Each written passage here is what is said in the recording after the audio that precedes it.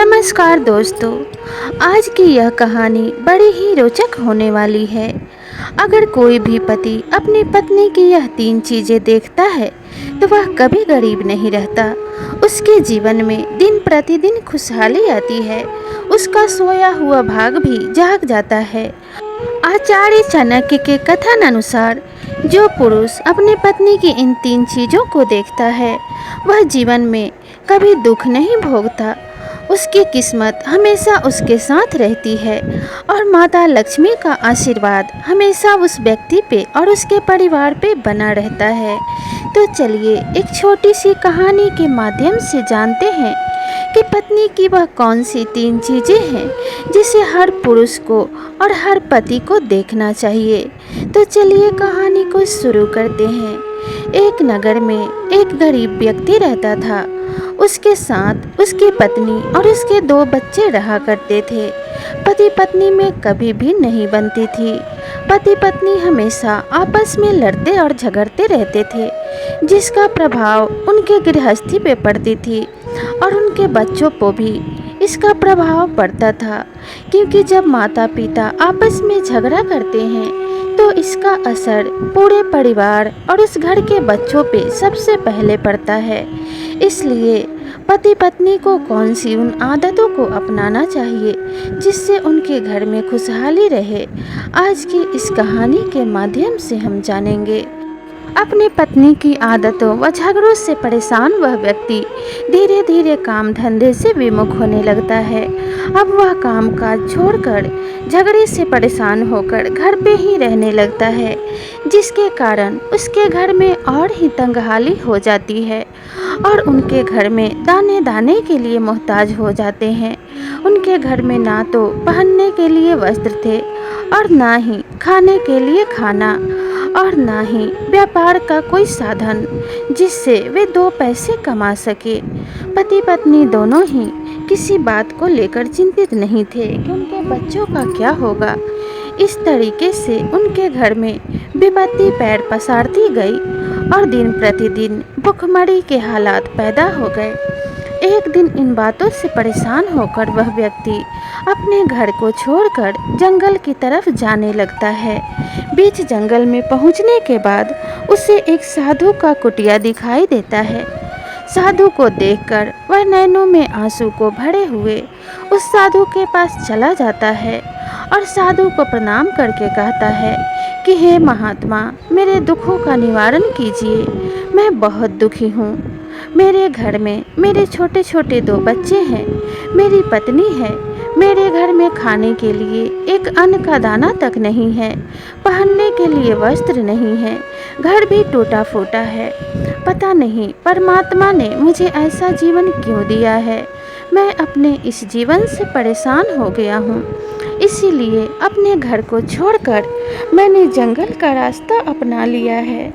उस व्यक्ति की बात सुनकर उस महात्मा ने कहा कि पुत्र, तुम इतने निराश और इतने चिंतित क्यों हो? तुम्हारे जीवन में क्या दुख है, मुझे बताओ। अगर हो सकेगा तो मैं तुम्हारे दुख का निवारण अवश्य ही करूँगा। महात्मा की इन बातों को सुनकर उस व्यक्ति को ढाढ़स मिला और वह व्यक्ति महात्मा के पास बैठ गया। महात्मा ने उस व्यक्ति से पूछा कि पुत्र बताओ, तुम्हें क्या दुख है? तब उस व्यक्ति ने अपनी और अपनी पत्नी की सारी बात उस महात्मा को बताते हुए कहा कि महात्मा, मेरी पत्नी बड़े ही दुष्ट चरित्रों वाली है। वे रोज ही मुझसे लड़ाई झगड़े करते रहती है, जिसके कारण मेरा काम धंधे में मन नहीं लगता। रोज ही काम पर जाने से पहले वह घर में कलह कलेश शुरू कर देती है, जिससे मेरे बच्चों का आचरण भी बिगड़ने लगा है। अब आप ही बताइए मैं क्या करूं? ऐसी पत्नी को मैं क्या सजा दूं? मैं उसे कैसे समझाऊं? मुझे कुछ समझ नहीं आता। मैं उसे बहुत समझाने की कोशिश करता हूं, लेकिन मेरी पत्नी के ऊपर इन बातों का कोई असर नहीं पड़ता। महात्मा ने जब उस व्यक्ति की बात सुनी तो कहा, पुत्र, तुम चिंता मत करो। आज मैं तुम्हें 3 ऐसे बातें बताऊंगा कि तुम उससे दिन प्रतिदिन धनवान होते जाओगे। हर पुरुष को अपनी पत्नी की 3 चीज़ें देखनी चाहिए जिसके कारण उनके घर में माता लक्ष्मी का आगमन होगा।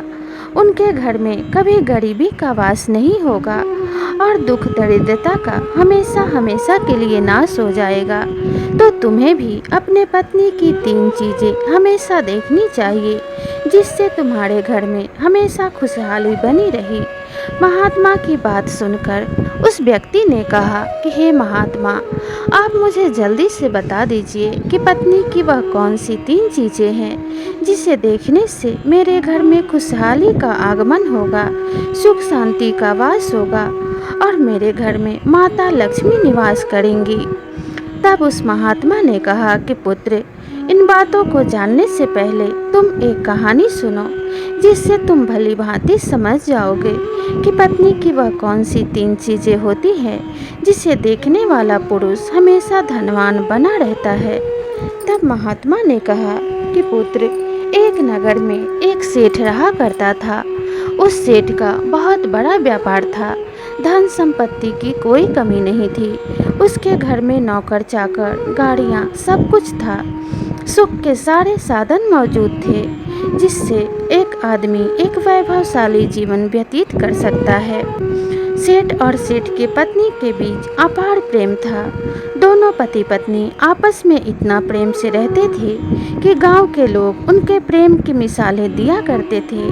धीरे धीरे इसी तरीके से समय व्यतीत होने लगा। सेठ जब भी व्यापार के लिए बाहर जाता तो उसे कई कई दिन बाहर ही व्यतीत हो जाया करते थे। गांव के लोग सोचते थे कि ऐसा क्या कारण है जिससे सेठ और सेठ की पत्नी में कभी लड़ाई नहीं होती है। ये दोनों एक दूसरे को इतना प्रेम क्यों करते हैं। उस नगर के राजा भी इन सब बातों के बारे में सोचा करते थे, क्योंकि जब भी गांव के लोग इस बारे में बात करते तो राजा के सैनिक भी राजा से इस बात को बताया करते थे कि सेठ की पत्नी सेठ से बहुत प्रेम करती है और सेठ भी अपनी पत्नी से बहुत प्रेम करता है और अपनी पत्नी का बहुत सम्मान करता है। राजा की रानी को भी यह सब बातें सुन के बड़ी अजीब लगती थी कि हम राजा रानी हैं, फिर भी हमारे बीच इतना प्रेम नहीं है जितना सेठ और सेठ की पत्नी के बीच में है। सेठ जब भी व्यापार के लिए बाहर जाता और व्यापार से लौट कर आता तो वह अपनी पत्नी के लिए बहुत सारे तोहफे लाया करता था, जिसे पाकर सेठ की पत्नी बड़ी प्रसन्न हो जाया करती थी। सेठ के घर में हमेशा ही एक घी का दीपक जला करता था, जिसकी लौ हमेशा उसके खिड़की से गांव वालों को दिखाई पड़ती थी। वह दीपक दिन रात जला करता था। शास्त्रों में ऐसा कहा गया है कि जिस घर में शुद्ध गाय के घी का दीपक जलता है, उस घर में माता लक्ष्मी हमेशा के लिए निवास करती हैं और उस घर में धन संपत्ति की कभी कमी नहीं होती। और इसी दीपक के प्रभाव से उस सेठ के धन में दिन प्रतिदिन वृद्धि हो रही थी, उसके आय में तरक्की हो रही थी और दोनों पति पत्नी में हमेशा प्रेम बना रहता था। इस बात को राजा हमेशा अपने छत से देखा करते थे कि उस सेठ के घर में हमेशा दीपक जलता रहता है, कभी नहीं बुझता। राजा बहुत ही ज्ञानी व्यक्ति थे। उन्हें पता था कि दीपक प्रेम का प्रतीक होता है और जिस घर में दीपक जलता है उस घर से कलह कलेश और दुख दरिद्रता का नाश हो जाता है और उस घर में प्रेम का निवास होता है और माता लक्ष्मी की कृपा हमेशा उस घर में बनी रहती है। और जिस घर में माता लक्ष्मी होती हैं उस घर में बहुत कम कलह होता है। इसलिए राजा ने यह निश्चय किया कि आज मैं यह घोषणा पूरे नगर में करवा दूंगा कि आज से हर घर में दीपक जला करेगा। हर व्यक्ति अपने घर में एक दीपक जलाएगा, जिससे कि मेरे पूरे नगर में सुख शांति का वातावरण हो, किसी घर में कोई कलह ना हो और ना ही किसी के घर में गरीबी का वास हो।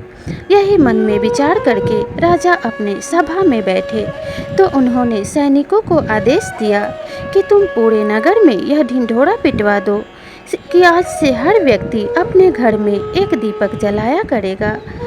ऐसा करने से वह रोग, दुख व गरीबी से हमेशा हमेशा के लिए मुक्त हो जाएगा। राजा की आज्ञा पाकर सैनिकों ने पूरे नगर में यह घोषणा कर दी कि आज से हर व्यक्ति अपने घर में एक दीपक जलाएगा और जो इस आज्ञा को नहीं मानेगा उसे सजा दी जाएगी। राजा की इस घोषणा को सुनकर सभी लोग अपने घर में रोज एक दीपक जलाने लगे, लेकिन थोड़ी देर बाद सभी घरों के दीपक बुझ जाया करते थे। लेकिन सेठ और सेठानी के घर का दीपक पूरे दिन और पूरे रात्रि जला करता था। राजा इस बात से बहुत प्रसन्न थे कि हमारे नगर में एक ऐसा भी व्यक्ति है जिसके घर में अखंड दीप जला करता है और उन दोनों पति पत्नी में कभी लड़ाई झगड़े नहीं होते, कभी कलह नहीं होता। उनके घर में सुख शांति का वास है। अक्सर जिसके घर में भी लड़ाई झगड़े होते तो वे सेठ को बुलाकर ले जाते कि आप हमारे घर का फैसला कीजिए और इन लोगों को कुछ सद्बुद्धि दीजिए। इसी प्रकार से समय बीतने लगा। एक दिन राजा और रानी अपने महल के छत पे खड़े हुए थे। तब राजा ने कहा कि महारानी, आप देख रही हैं इन दोनों पति पत्नी में कितना प्रेम है। तब रानी ने कहा कि हाँ महाराज, इन दोनों में बहुत प्रेम है, क्योंकि सेठ की पत्नी बहुत ही बुद्धिमान है और अच्छे चरित्रों वाली है। तभी तो सेठ और सेठानी में इतना प्रेम है, क्योंकि जिस घर की स्त्री अच्छी होती है उस घर में कभी लड़ाई झगड़े नहीं होते। उस घर में प्रेम का वास होता है और माता लक्ष्मी का निवास होता है। रानी की बात सुनकर राजा ने कहा कि महारानी, ऐसा नहीं है। उन दोनों पति पत्नी में इसलिए इतना प्रेम है क्योंकि सेठ बहुत अधिक बुद्धिमान है। वह अपने पत्नी का सम्मान करता है, उससे बहुत प्रेम करता है, इसलिए बदले में उसकी पत्नी भी उससे प्रेम करती है। यह बातें रानी को अच्छी नहीं लगी और वे बोली कि नहीं महाराज, स्त्री ही घर के सुख का कारण होती है। तब राजा ने कहा कि नहीं महारानी, पुरुष ही घर के सौभाग्य का कारण होता है। इस तरीके से राजा और रानी दोनों में बहस छिड़ गई और दोनों की बहस ने झगड़े का रूप ले लिया। झगड़ा होते होते राजा ने कहा कि रानी, आप मुझसे झगड़िए मत, चलिए हम इस बात का फैसला कर लेते हैं।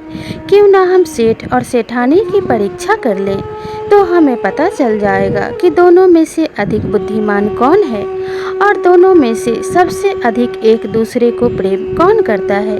तब रानी ने कहा कि ठीक है महाराज, आप परीक्षण ही कर लीजिए, तभी आपको पता लगेगा कि सेठ की पत्नी अधिक बुद्धिमान है। इस तरीके से दोनों महल की छत से उतर के नीचे आ गए और राजा ने अपने सैनिक से कहा कि सैनिक, तुम सेठ के घर जाओ और जब उसकी पत्नी उसके पास ना खड़ी हो तब उससे कहना कि राजा साहब ने यह संदेशा भिजवाया है कि अगर तुम अपने पत्नी को छोड़ दोगे तो बदले में राजा तुम्हें आधा राजपाट इनाम में देंगे, बहुत सारे हीरे जवाहरात से तुम्हें सम्मानित करेंगे। जब सेठ ने सैनिकों की बातें सुनी तो कहा कि मैं ऐसे राजपाट का क्या करूँगा जिसमें मेरी सेठानी न हो, मेरी पत्नी न हो। मैं ऐसे कई राजपाट अपने पत्नी पे वार दूँ। मैं अपने पत्नी से बहुत अधिक प्रेम करता हूँ और उसके प्रेम के कारण ही मैंने इतनी सारी संपत्ति अर्जित कर ली है, क्योंकि मेरी पत्नी साक्षात लक्ष्मी का स्वरूप है और मैं उसे कभी नहीं त्याग सकता। मैं अपनी पत्नी के लिए अपने प्राण तक दे सकता हूँ, तो फिर ये राजपाट क्या चीज़ है। सेठ की ऐसी बातें सुनकर सैनिक लौट गए और राजा से जाकर सारी बात बता दी।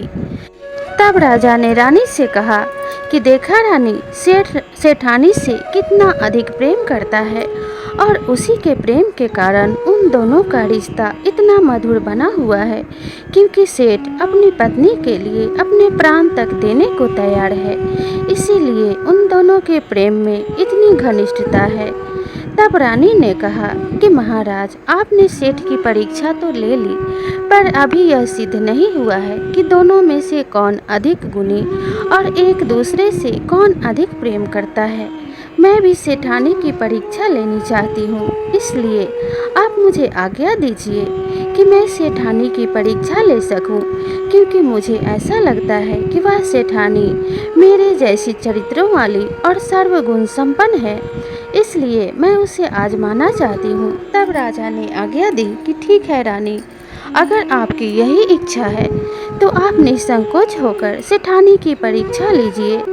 तब रानी ने एक दासी को अपने पास बुलवाया और कहा कि दासी, सेठानी के पास जाओ और उससे कहना कि सेठानी, अगर तुम अपने पति को मार देती हो तो राजा तुमसे विवाह करेंगे और अपनी रानी का त्याग कर देंगे, क्योंकि राजा तुम्हें बहुत अधिक पसंद करते हैं।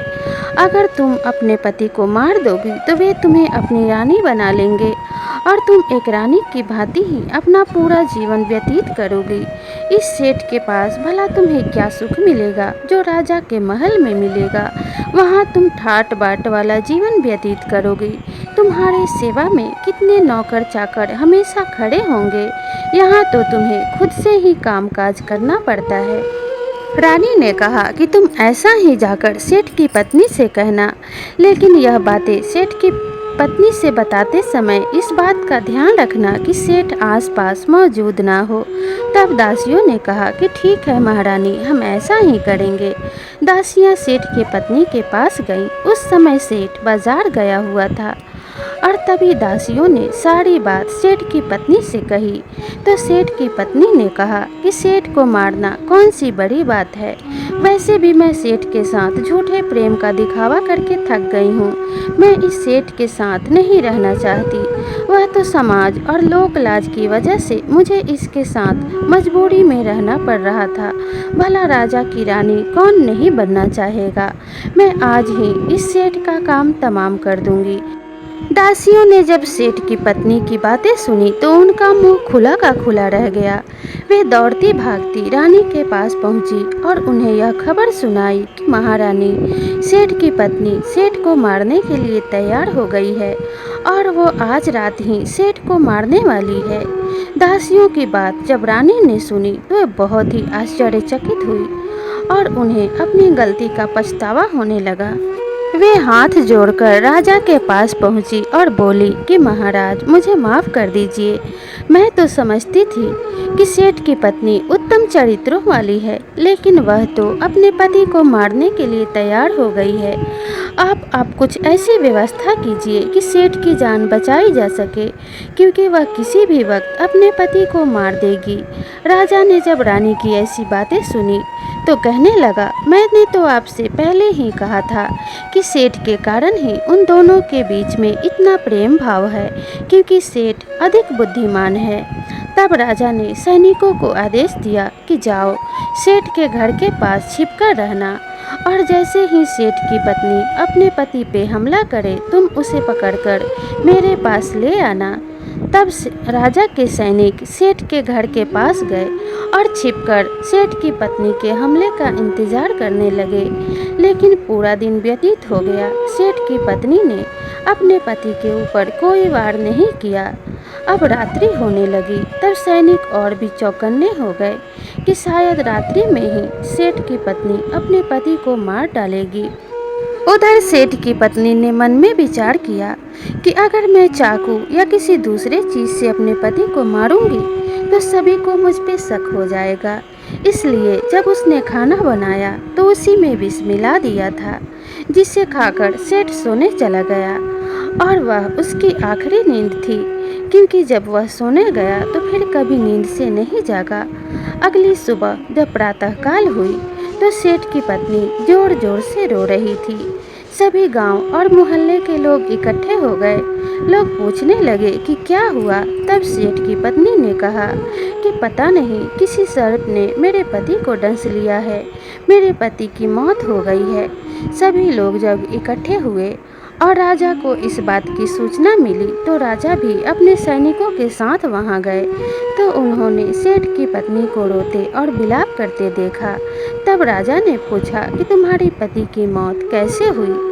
तब सेठ की पत्नी ने कहा कि मेरे पति को किसी सर्प ने डस लिया है।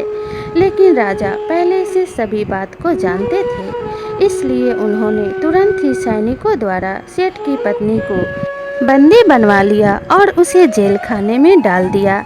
और राजा अपनी रानी के पास पहुँचे और क्रोधित स्वर में बोले, रानी, आपकी वजह से एक निर्दोष व्यक्ति की जान चली गई। उसकी पत्नी ने ही भोजन में विष मिलाकर उसे मार दिया है।